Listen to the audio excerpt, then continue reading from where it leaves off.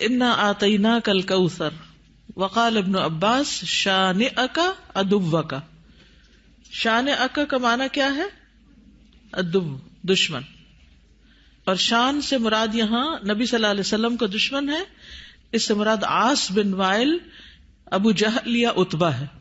لیکن عام معنی یہ کہ قیامت تک جتنے بھی لوگ رسول اللہ صلی اللہ علیہ وسلم کے دشمن ہیں، چاہے وہ آپ کے دور میں تھے یا بعد میں آئے، وہ سب انجام کے اعتبار سے خائب و خاسر ہیں، نامراد ہیں. حدثنا آدم حدثنا شیبان حدثنا قتادہ عن انس رضی اللہ عنہ قال لما عرج بالنبی صلی اللہ علیہ وسلم الی السماء، جب معراج پر لے جایا گیا رسول اللہ صلی اللہ علیہ وسلم کو آسمان کی طرف، قال تو آپ نے فرمایا اتیت علی نہر، میں ایک ایسی نہر کے پاس آیا، حافتاہ اس کے کنارے قباب اللؤلؤ مجوفا، کہ وہ قبے تھے خالدار موتی کے، چھوٹے چھوٹے جیسے گنبد سے بنے ہوئے ہوتے ہیں نا. فقلت ما ھذا یا جبریل، میں نے پوچھا یہ کیا ہے جبریل؟ قال ھذا الکوثر، فرمایا یہ ہے نہر کوثر جو انا آتیناک الکوثر کے پس منظر میں ہے.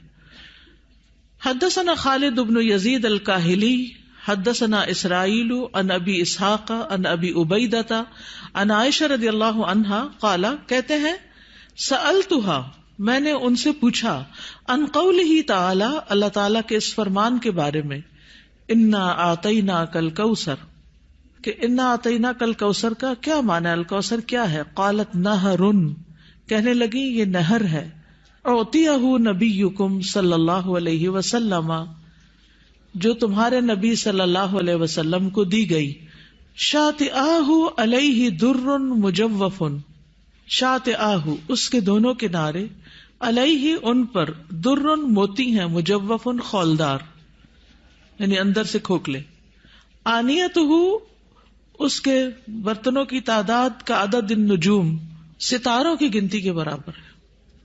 ستارے کتنے ہیں گن سکتے ہیں؟ انگنت. رواہ زکریا و ابو الاحوص و مطرف عن ابی اسحاق. تو انا آتیناک الکوثر کا معنی کیا ہے؟ بلا شبہ ہم نے آپ کو کوثر عطا کی. حدثنا یعقوب بن ابراہیم حدثنا حشیم حدثنا ابو بشر عن سعید بن جبیر عن ابن عباس رضی اللہ عنہما انہ قال فی الکوثر هو الخیر الذی اعطاہ اللہ ایاہ، کہ کوثر وہ خیر ہے جو اللہ نے آپ کو عطا کی. قال ابو بشر قلت لسعید بن جبیر، ابو بشر کہتے ہیں میں نے سعید بن جبیر سے کہا جو ابن عباس کے شاگرد تھے، فإن الناس يزعمون انه نہر، کہ لوگ تو یہ سمجھتے ہیں کہ وہ ایک نہر ہے، فی الجنت جنت میں. فقال سعید، تو سعید کہتے ہیں النہر الذی فی الجنت، کہ وہ جنت والی جو نہر ہے، من الخیر اس خیر میں سے ہے، الذی آتاہ اللہ ایاہ جو اللہ تعالیٰ نے آپ کو عطا کی. تو کوثر کا لفظ جو ہے یہ لغوی اعتبار سے کثرت سے ہے، اس سے مراد خیر کثیر ہے، جیسے کہ آگے ابن عباس کہتے ہیں. اور اس میں دوسرے معنی بھی آ جاتے ہیں، جیسے جنت میں نہر کوثر وہ اسی خیر کثیر کا حصہ ہے، یعنی خیر کثیر عمومی لفظ ہے اور پھر اس کی مثالیں ہیں جیسے نہر اور حوض وغیرہ. اسی طرح حوض کوثر کو بھی اس کا مصداق بتایا گیا ہے. اہل ایمان جنت میں جانے سے پہلے رسول اللہ صلی اللہ علیہ وسلم کے دست مبارک سے اس کا پانی پیئیں گے. اس حوض میں پانی جنت والی نہر سے آ رہا ہوگا. اس طرح تطبیق ہو جاتی. یعنی اگر کوئی یہ کہے کہ کوثر کا معنی کیا ہے، تو عمومی لغوی معنی کیا ہے؟ خیر کثیر. اور نبی صلی اللہ علیہ وسلم کو اوور آل خیر کثیر ہی عطا کی گئی تھی. اور پھر خصوصی معنی کیا ہے؟ نہر کوثر اور حوض کوثر. حوض کوثر میدان حشر میں ہے، جس سے پانی آئے گا کہاں سے؟ نہر کوثر سے. اور نہر کوثر کہاں ہے؟ جنت میں ہے. اسی طرح آپ صلی اللہ علیہ وسلم کو دنیا میں جو بلند مقام ملا اور آپ کا ذکر کثیر ہوا اور آپ کو فتوحات نصیب ہوئی، یہ سب بھی خیر کثیر میں شامل ہے. دنیاوی اعتبار سے کیا کیا ہے خیر کثیر میں شامل؟ فتوحات، بلند مقام اور ذکر کثیر. نہر کوثر کی خوشخبری سن کر آپ صلی اللہ علیہ وسلم بہت خوش ہوئے تھے. صحیح مسلم کی روایت ہے, حضرت انس کہتے ہیں کہ ایک دن رسول اللہ صلی اللہ علیہ وسلم ہمارے درمیان تشریف فرما تھے. آپ پر نیند سی طاری ہوئی, پھر آپ نے مسکراتے ہوئے اپنا سر اٹھایا تو ہم نے عرض کیا, یا رسول اللہ, آپ کس بات پر ہنس رہے تھے؟ تو آپ نے فرمایا, مجھ پر ابھی ایک سورت نازل ہوئی.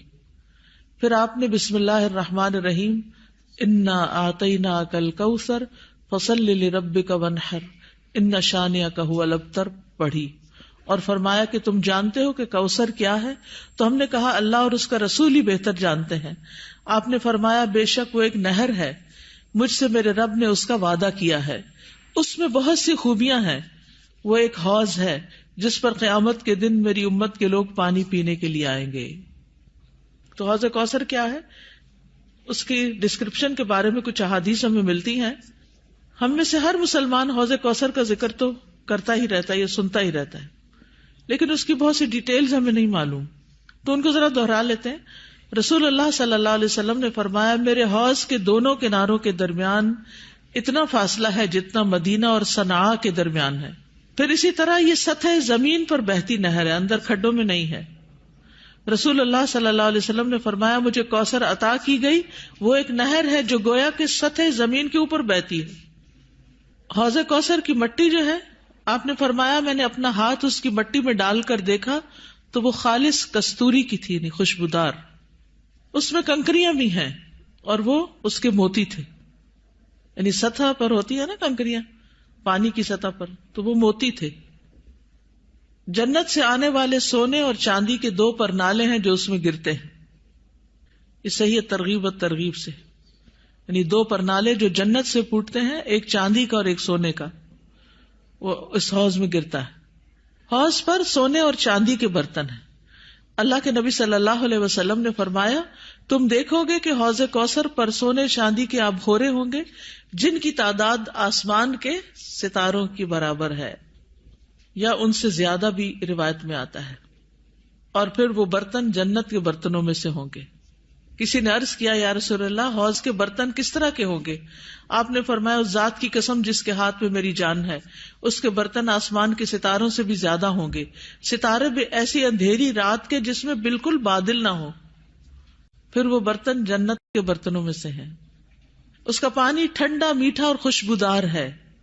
رسول اللہ صلی اللہ علیہ وسلم نے فرمایا, میرا حوض عدن اور عمان کے درمیانی فاصلے جتنا ہے.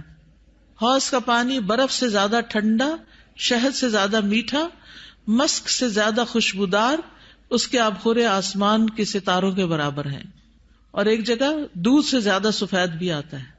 آئس کریم کیا چیز ہے اس کے مقابلے میں. پھر جو ایک گھونٹ بھی پی لے گا کبھی پیاسا نہ ہوگا, اس کے چہرے کا رنگ کبھی سیاہ نہ ہوگا. سبحان اللہ, یہ تاثیر ہے اس کی. دنیا میں کئی ٹوٹکے کرتے رہتے ہیں, یہ کھا لو, وہ پی لو, یہ لگا لو تاکہ رنگ صاف ہو جائے. اس کا ایک گھونٹ پی کر انسان خوبصورت ہو جائے گا. اس نہر پر پرندے بھی ہیں. فرمایا, ان کو کھانا اس سے بھی زیادہ خوشگوار ہوگا.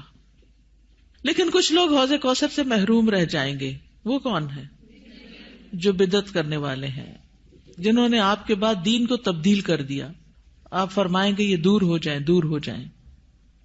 یہ ڈسکرپشن پڑھ کے پھر شوق بڑھ جاتا ہے نا, اور سنت پر عمل کا شوق بڑھ جاتا ہے کہ اللہ تعالیٰ ہمیں اور زیادہ سنت کا پابند بنائے تاکہ ہم نبی صلی اللہ علیہ وسلم کے قریب ہو سکیں, آپ کا اتباع کریں.